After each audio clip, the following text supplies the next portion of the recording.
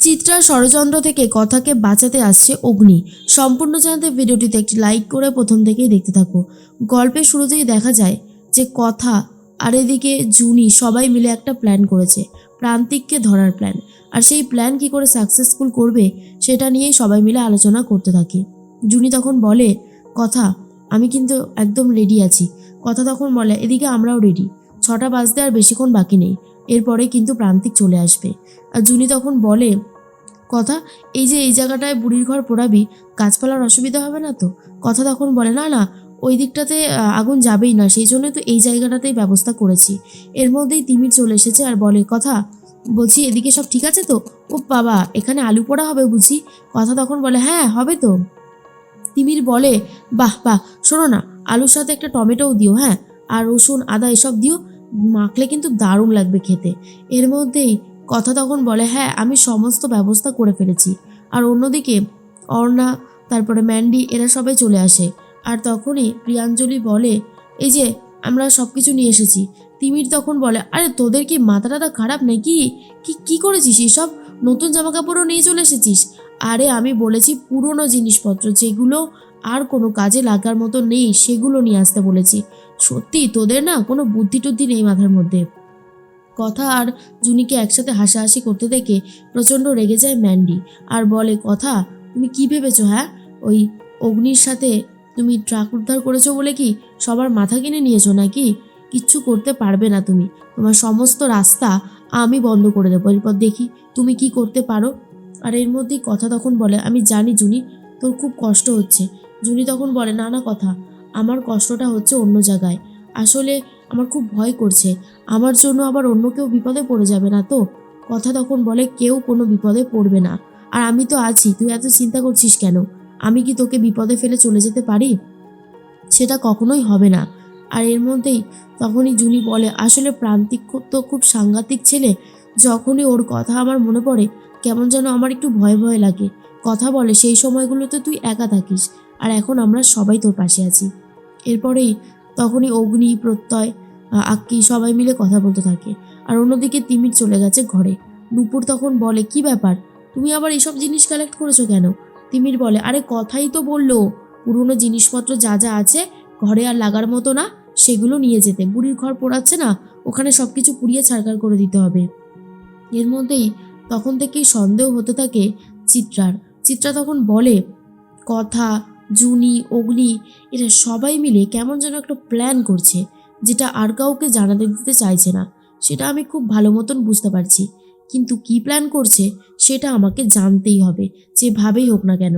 এর মধ্যেই তখনই ম্যান্ডিকে ডাকে চিত্রা আর বলে, এই শোনো মান্ডবী, তুমি বুঝতে পারছো অগ্নির সাথে কিন্তু কথা সব সময় জুড়ে আছে, ওরা কিন্তু আর আলাদা হচ্ছে না। এই করতে করতে কথা কিন্তু কখন অগ্নিকে নিজের দখলে নিয়ে চলে আসবে তুমি কিন্তু টেরও পাবে না।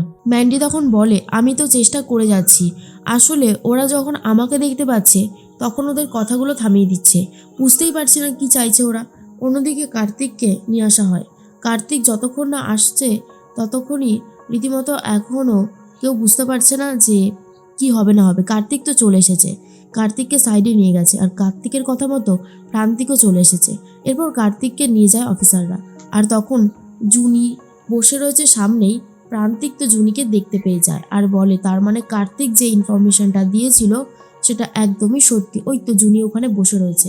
এরপরেই জুনিকে আসলেই মজাটা দেখাবো। অন্যদিকে কথা, অগ্নি, প্রত্যয় সবাই মিলে এক সাইডে রয়েছে। যখনই জুনির কাছে চলে যায় প্রান্তিক, এরপর কথাটাও আস্তে আস্তে এগিয়ে আসতে থাকে। তখনই প্রান্তিক বলে, জুনি কি ভেবেছিলে তুমি এইভাবে আমার কাছ থেকে পার পেয়ে যাবে? না জুনি না, তোমাকে তো এত সহজে আমি ছাড়বো না, কারণ তোমাকে আমি ভালোবাসি। আর যাকে ভালোবাসি তাকে কি এত সহজে ছেড়ে দেওয়া যায় বলো? তোমাকে তো আমি রানী করে রাখবো। আজ তুমি আমার সাথে আমাদের বাড়িতে চলো, কালকে তুমি আর আমি দুজন মিলে হোলি খেলবো। আর যখনই জুনি পেছন ফিরেছে সেই জুনিকে দেখে তো অবাক হয়ে গেছে প্রান্তিক, কারণ সেটা জুনি ছিলই না, পুরোটাই ছিল একটা রীতিমতো নাটক, যেটা দেখার পর প্রান্তিক বুঝতে পারে তাকে ফাঁসানোর চেষ্টা করা হয়েছে। এর মধ্যেই ঠিক তখনই প্রান্তিককে ধরতে চলে এসেছে গোল করে জুনি, তারপরে কথা, অগ্নিব, প্রত্যয়, আক্কি। তারপরেই প্রান্তিক বলে, তার মানে এটা পুরোটাই একটা নাটক ছিল, প্লিজ আপনারা কিছু করবেন না, আমাকে দয়া করে আমার স্ত্রীকে নিয়ে যেতে দেন। প্রত্যয় তখন বলে, স্ত্রী? কিসের স্ত্রী? যেই স্ত্রীকে মারো, অত্যাচার করো, তাকে স্ত্রী বলতে লজ্জা করে না? প্রান্তিক বলে, আপনারা কি চাইছেন বলুন তো? এরপর প্রান্তিক ভয় পেয়ে যায়, মনে মনে ভাবে যে ভাবেই হোক না কেন আমাকে মাথা ঠান্ডা রাখতে হবে, বাবার নামটা এখানে জড়ালে চলবে না, তাহলে পাপা আর আমাকে কোনো কাজেই সাহায্য করতে এগিয়ে আসবে না। তখনই কথা বলে, অনেক অন্যায় করেছেন আপনি, একের পর এক অন্যায় করে গেছেন, এই পরিবারকে বিপদের মুখেও ঠেলে দিয়েছেন, কিন্তু এবারে তো আর আপনি ছাড়া পাবেন না, এর জন্য এবারে আপনি উচিত শিক্ষা পাবেন। প্রান্তিক তখন বলে, কি করেছি আমি, আর কি প্রমাণ আছে? তখনই কথা বলে, প্রমাণ দেখাচ্ছি। প্রথমেই ট্রাক ড্রাইভারদের কথা অনুযায়ী যেই ছবিটা এঁকেছিল কথা, সেটা দেখায়। তারপরে দেখায় হচ্ছে সেই উল্কিটা হাতের। এই সব কিছু দেখানোর পরেই কথা বলে, সেদিনকার আপনি পাচক মশাইয়ের হাতে ইচ্ছে করে ওই কাঁকড়া বিছেটা ছেড়ে দিয়েছিলেন, তাই না? এবার আপনি কোথায় পালাবেন প্রান্তিক বিশ্বাস? আপনি কোথাও চলে যেতে পারবেন না। নিন, এই ডিভোর্স পেপারে সই করে আমাদের জুনিকে মুক্তি দিন। কথাটা শোনার পর প্রান্তিক বলে, অসম্ভব, আমি জুনিকে মুক্তি দিতে পারবো না, ও আমার স্ত্রী। জুনি তখন বলে, কিসের স্ত্রী প্রান্তিক? আমি তোমাকে নিজের স্বামী বলে মনেই করি না, তুমি এই ডিভোর্স পেপারে সই করে দাও। তখনই আক্কি বলে, এই শোনো, বেশি কথা না বলে সইটা করে দাও। অগ্নি তখন বলে, তোকে ইচ্ছে করছে এখানেই মারতে, কিন্তু আমি যেহেতু প্রতিজ্ঞা করেছি তাই তোর গায়ে হাত দেবো না। নে, এবারে তুই সইটা করে দে। তখনই সই করতে চায় না, আর এর মধ্যেই মান্ডবী আর চিত্রা দুজন মিলে কথা বলতে বলতে চলে এসেছে, আর এসে প্রান্তিককে দেখার পর ভয় পেয়ে গেছে। চিত্রা মনে মনে ভাবে, সর্বনাশ, প্রান্তিক এখানে কি করছে? এই মরেছে রে, প্রান্তিককে চাপ দিয়ে ওরা আবার কি কথা বার করতে চলেছে। এর মধ্যেই অগ্নি তখন বলে, কি রে, কথাটা কানে গেল না? এরপর কি তাহলে হাতটা চালাবো? জুনি তখন বলে, প্রান্তিক সই করে দাও তুমি, আমি তোমাকে আর কখনোই নিজের স্বামীর সম্মানটুকু দিতে পারবো না, তুমি আমার সাথে যে অন্যায় করেছো তার শাস্তি তুমি পাবে। তারপরেই প্রান্তিককে জোর দিতে থাকে কথা, আর তখনই প্রান্তিক বলে, আজকে আমার দিন নয়, আজকে ওরা যা বলছে সেটাই আমাকে শুনতে হবে, এছাড়া আমার হাতে আর কোনো উপায় নেই, বাড়াবাড়ি করার আগে আমি সইটা করেই দিই। এরপর প্রান্তিক বিশ্বাস সইটা করে দেয় আর বলে, জুনি, জুনি, আমি তোমাকে ছাড়বো না, কি ভেবেছো একটা ডিভোর্স পেপারে সই করে দিলাম বলেই তোমাকে আমি ছেড়ে দেবো? কখনো না।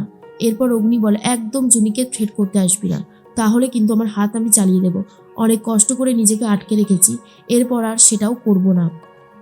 তার মধ্যেই প্রান্তিককে ছেড়ে দেয়। প্রান্তিক তো চলে গেছে, আর অন্যদিকেই সবাই মিলে বুড়ির ঘর পোড়ানোর জন্য ব্যস্ত হয়ে গেছে। এরপর কথা বুড়ির ঘর পোড়ানোর জন্য একদম রেডি, আগুনও দিয়ে দিয়েছে, দাও দাও করে সে আগুন জ্বলতে থাকে, অনেকে নাচ করতে থাকে। ঠিক সেই মুহূর্তে কথা অন্যদিকে খেয়াল করেছিল, কথার শাড়ির আঁচলটা নিয়ে ইচ্ছে করে চিত্রা আগুনের মধ্যে ফেলে দেয়, আর এরপর শাড়ির আঁচলটা দাও দাও করে জ্বলতে শুরু করে। জুনি দেখে চিৎকার করে বলে, কথা আগুন। এরপর কথা বলে, কেউ এগিয়ে আসবেন না, কেউ আসবেন না, তাহলে আপনারাও পুড়ে যাবেন। অগ্নি কথার এই বিপদ দেখে এগিয়ে এসে কথাকে বাঁচাচ্ছে, আর চিত্রা মনে মনে ভাবে, যা, এইবারও অগ্নি কথাকে বাঁচিয়ে নিল।